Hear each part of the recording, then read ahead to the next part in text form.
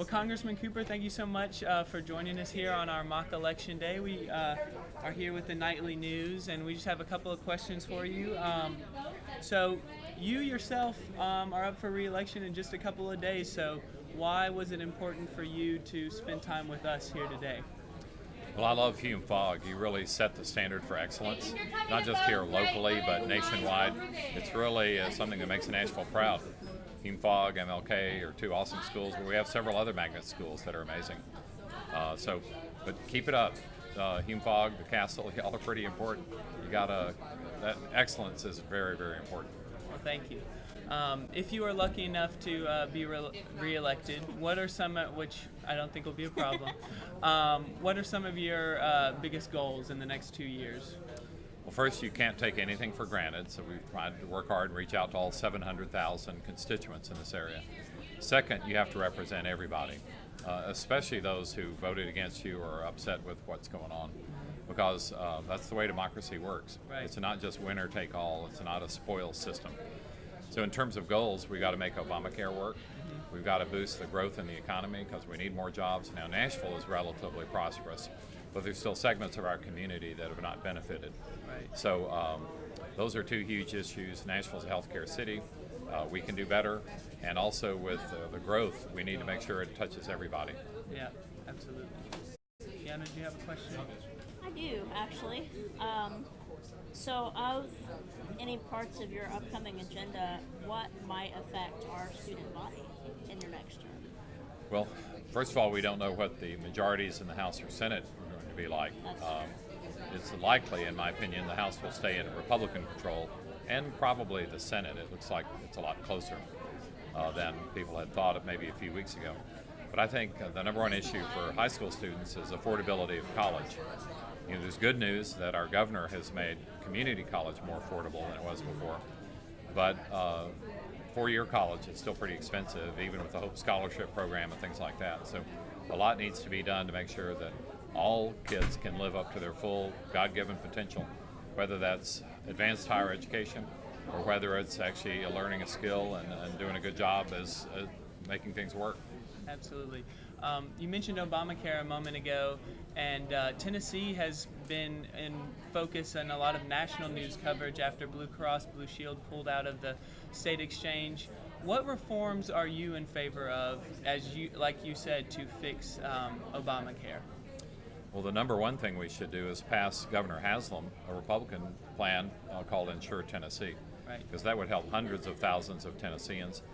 Our state, unfortunately, our legislature has turned up its nose at the governor's own plan. They didn't even allow a vote on it. That's the job of legislators, is to vote. Whether you're for or against something, you should stand up and be counted. So we're losing about $1 billion a year with that. It was very disappointing what Blue Cross did. That only affects about 3 to 6% of the market, however.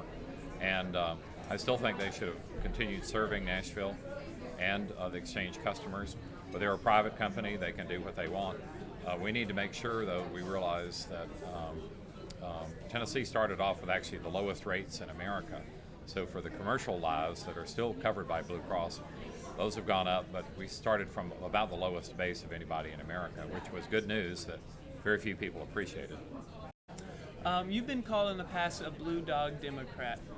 In your mind, what is the definition of a blue dog Democrat, and do you consider yourself one?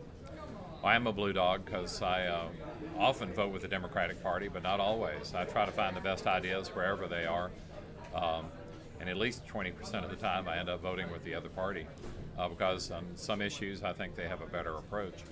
I try to be fair to all people because people aren't born Democrats or Republicans. They become that way, and sometimes they change their mind.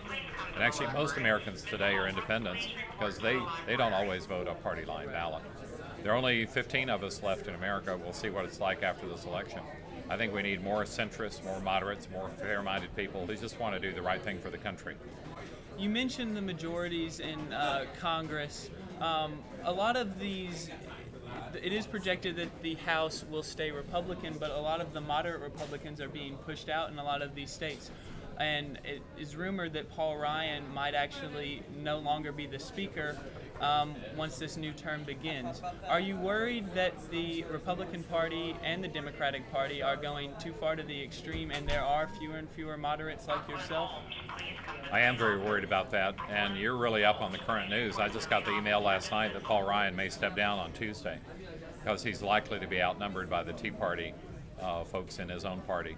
So essentially there's a civil war going on right now within the Republican Party. You know, many people view Donald Trump as kind of a hostile takeover of the old Republican Party. So it's really an awkward situation right now for Republicans.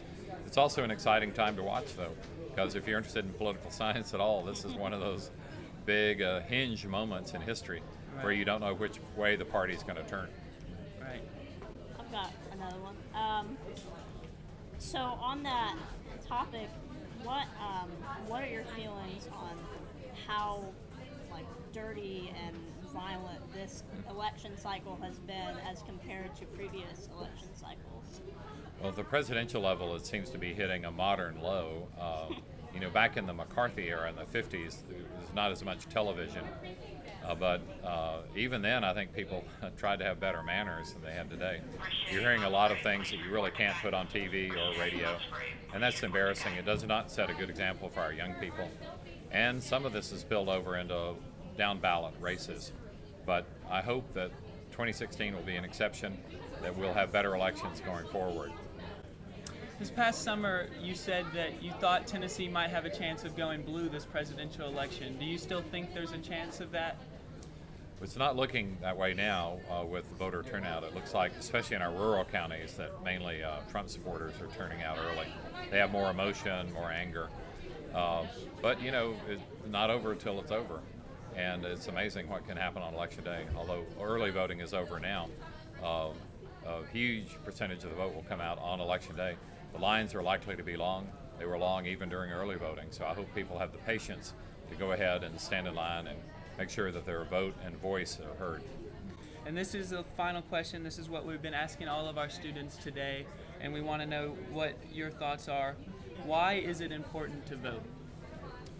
Well, it's what makes our country great. We're a republic, we're a democracy. We've got to make sure that people participate, because if half the people or more are silent, then you really don't know what they think. So it's very important for people to take advantage of the voting rights that we've earned through a lot of blood, sweat, and tears over many, many decades. When our country was founded, very few people could vote, mainly rich, white, male planters. And that's not our good country. So we've expanded the franchise. I just celebrated last night over the Hermitage Hotel here in town the 19th Amendment to the Constitution that allowed women to vote. When my own mother was born, no woman in the country was allowed to vote. So you have to embrace all of your people, all of your folks, and that's what our country tries to do, and voting is a good way to show that. Well, Congressman, thank you so much for joining us. I know you have a very busy schedule, and good luck with your campaign. Thank you. Always glad to be at Hume-Fogg. Keep up the excellence. Thanks. Thanks.